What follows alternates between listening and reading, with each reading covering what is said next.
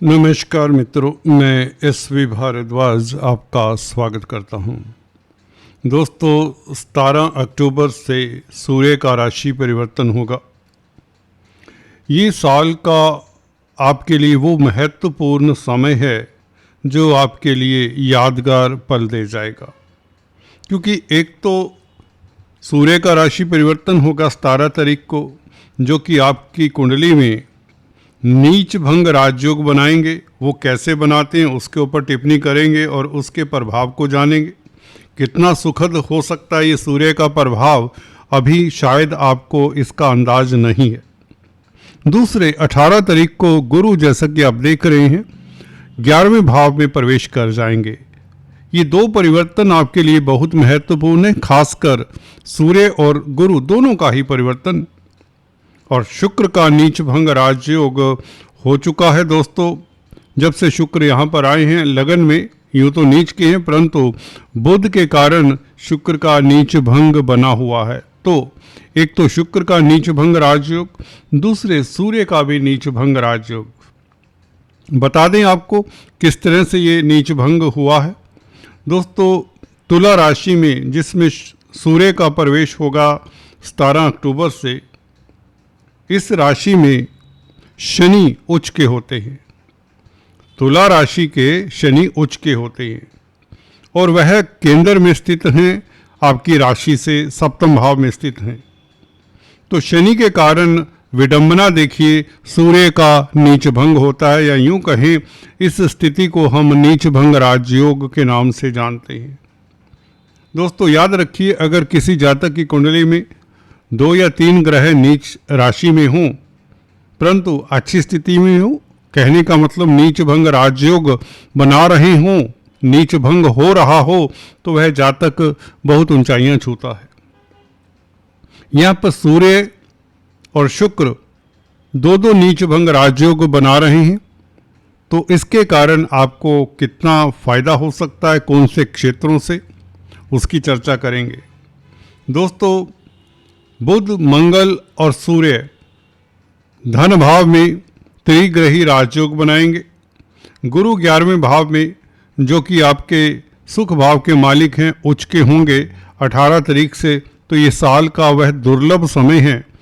जिन जातकों को अभी इस साल में कोई तरक्की नहीं मिली, कोई सफलता नहीं मिली, कोई कामयाबी नहीं मिली, उन जातकों के लिए भी यह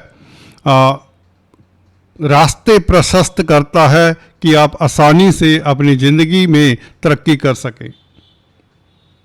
तो चलिए शुरुआत करते हैं। सबसे पहले सूर्य के राशि परिवर्तन को लेकर बात करते हैं। सूर्य दोस्तों, जैसे ही 17 तारीख से मंगल बुध के साथ युति बनाते, तो ये नीच भंग होने के कारण क्या स्थिति पैदा हो सकती है, इसके ऊपर विश्लेषण करते हैं।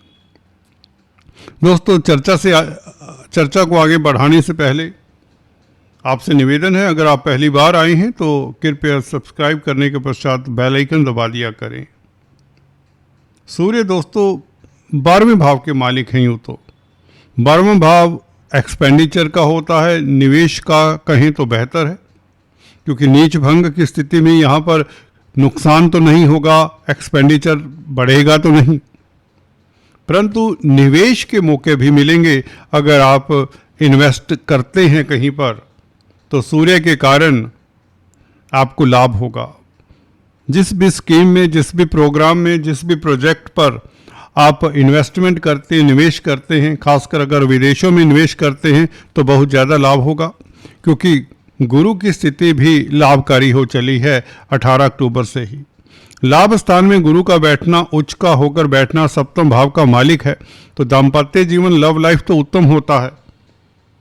यहाँ पर आपका सोशल सर्कल बढ़ता है, समाज में प्रतिष्ठा बढ़ती है और इनकम का ग्राफ बढ़ता है। इनकम के साधन, गौर करिए दोस्तों, इनकम के साधन आपके बढ़ते हैं। अगर आपका एक इनकम का सोर्स है, if you have one source of income, you will get another source of income side by side.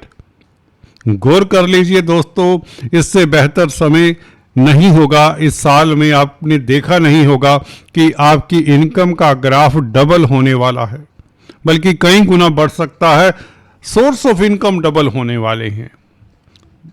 अगर आप नौकरी करते हैं तो साथ में बिजनेस करने की संभावनाएं प्रबल हो रही हैं। साइड बिजनेस आप शुरू कर सकते हैं। अगर आप कोई बिजनेस कर रहे हैं तो उस बिजनेस को एक्सपेंड करने की या दूसरा बिजनेस शुरू करने की संभावनाएं प्रबल हो रही, क्योंकि सप्तम भाव का मालिक भी है गुरु और 11वें भाव में बैठे तो भागीदारी में लाभ होता है। तो ये तो गुरु की चर्चा की वो जरूरी थी, क्योंकि सूर्य धन भाव में है, 12वें भाव का मालिक है। ऐसा लगता है कि ये नुकसान करवाएगा, खर्चा करवाएगा, क्योंकि गुरु की स्थिति साथ ही साथ अगर अच्छी ना होती तो हम कह सकते कि एक्सपेंडिचर होगा, निवेश होगा, इनकम होना हो। आपको कई बार मजबूरन अपने बिजनेस को बढ़ाना पड़ता है। मेंटेन रखने के लिए अपने बिजनेस को आपको इन्वेस्ट करना ही होता है, क्योंकि कंपटीशन का ज़माना है। आपको कई तरह के नए नए कंपटीशन में नई नई चीज़ों को ऐड करना पड़ता है, अपने बिजनेस में रिसर्च करनी पड़ती है। यहाँ पर वो स्थिति नहीं है, मजबूरी कुछ नहीं है, क्योंकि गुरु साथ ही साथ आपके 11वें भाव में आ जाएंगे, जो कि इनकम का रास्ता प्रशस्त करते। तो निवेश के लिए अच्छा समय सूर्य के इस राशि परिवर्तन से। और विदेशी कामकाज में खास आपको सफलता, क्योंकि 12वें भाव के मालिक हैं। मंगल के साथ बुध के साथ सूर्य है, तो मुझे लगता है मेडिकल क्षेत्र से भी, फार्मा लाइन से भी आपको लाभ होता है। और अगर आप धर्म कर्म के कामों में संलग्न हैं, धार्मिक कृत्यों में, सोशल वर्क में, सोशल वर्कर हैं, समाज सेवी हैं, किसी NGO के साथ, नॉन गवर्नमेंट ऑर्गेनाइजेशन के साथ कामकाज करते हैं, तो सूर्य बुध मंगल का ये योग आपके लिए लाभकारी रहेगा।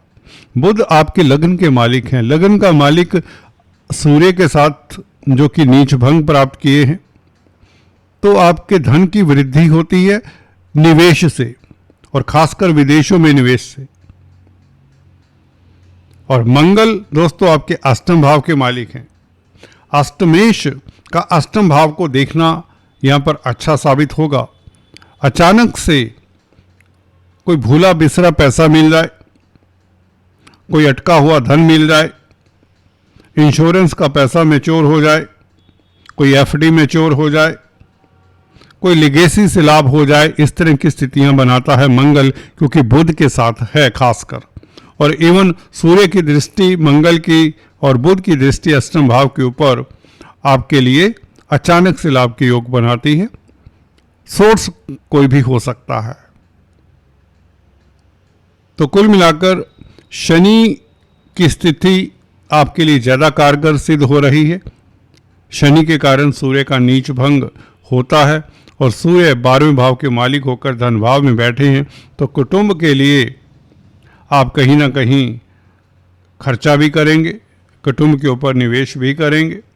हो सकता है किसी बच्चे की पढ़ाई के ऊपर निवेश हो, खर्चा हो, एडमिशन पर, किसी बच्चे के कैरियर के ऊपर हो, या हस्बैंड वाइफ के ऊपर आप खर्चा कर सकते हैं। हो सकता है कोई गिफ्ट लेकर दे, दीपावली का समय है, तो हल्का फुल्का परिवार में भी, रिश्तेदारों के ऊपर भी खर्चा होने के योग बनते हैं, क्योंकि बुध मामा पक्ष के कारक हैं और मंगल भाइयों के कारक हैं।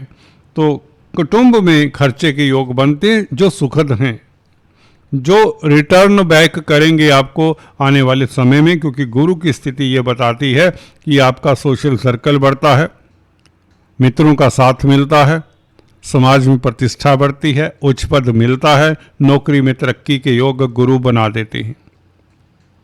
यहाँ पर शनि की स्थिति आपके लिए जो नेगेटिविटी का कारण बनी, यदा कदा सुस्ती देती है, कार्यों में अवरोध देती है। शनि की स्थिति, उसके ऊपर गुरु का प्रभाव रहेगा, गुरु की नवम दृष्टि रहेगी शनि के ऊपर। शनि पार्टनर के साथ किसी तरह के मतभेद है वह भी दूर करता है। अगर किसी जातक के पार्टनर के साथ मतभेद रहे हैं तो वह भी दूर करता है। तो ये शनि गुरु का संबंध बेहतर रहेगा, बल्कि अदालती मसलों में जीत के योग बनते हैं, जो राहु भी इसी ओर इशारा करता है। जो बैंकों से ऋण इत्यादि चाहिए, तो इस अवधि में गुरु के परिवर्तन के कारण 18 तारीख से बैंकिंग प्रणाली से आपको ऋण मिल सकता है। जिनका कोर्ट कचहरी में मसला है, वहाँ से राहत के योग राहु ने बना दिए हुए काफ़ी समय से, और राहु तो अभी लंबी अवधि तक यहाँ पर रहेंगे, तो इसलिए आप शत्रुहंता रहेंगे। और राहु राजयोग कारक होने के नाते आपके लिए प्रतिष्ठा बढ़ाने का काम करते रहेंगे। केतु 12वें भाव में आपको सुखी करते हैं, मोक्षाकारक ग्रह। आपकी नींद अच्छी रहती है, स्वास्थ्य उत्तम रहता है। राहु केतु का 6-12 की एक्सिस पर रहना मुझे लगता है ये भी बेहतर है, जो आपके लिए समाज में आपका रुतबा बढ़ाता है। कुल मिलाकर आज इतना ही, फिर से मिलेंगे, तब तक के लिए have a nice time. Thanks for watching this video. Please do subscribe, like and share. Thank you so much.